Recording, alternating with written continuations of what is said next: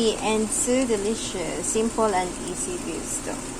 Thank you for watching, and please don't forget to like and subscribe.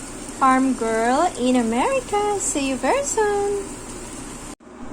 Hi guys, welcome back to my YouTube channel. So today magluluto tayo ng dinner, at ang ating dinner ay beef stew.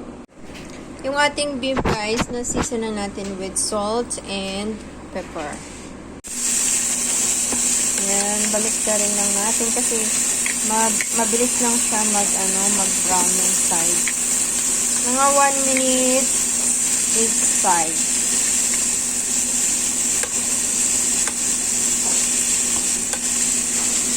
So, after ng onion, sunod natin yung garlic. Then, stir-fry lang ulit.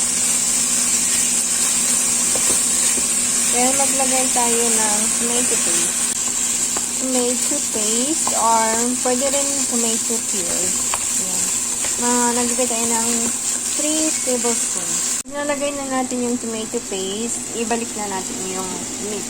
Ilagay natin tong 1 teaspoon of paprika, 1 teaspoon of dried thyme, 1 teaspoon of cumin, pepper, and some salt.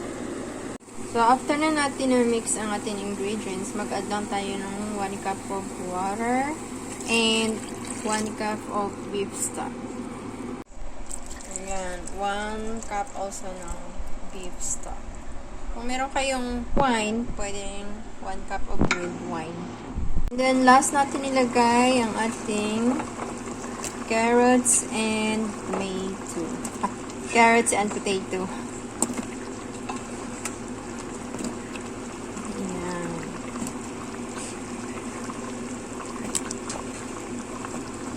Then, takpan lang natin at simmer for 20 to 25 minutes. Naamoy ko na guys ang masarap na beef stew. So, lagyan natin ng spring onion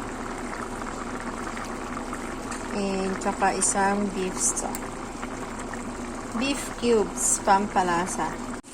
Our beef stew is ready and so delicious. Simple and easy beef stew. Thank you for watching, and please don't forget to like and subscribe.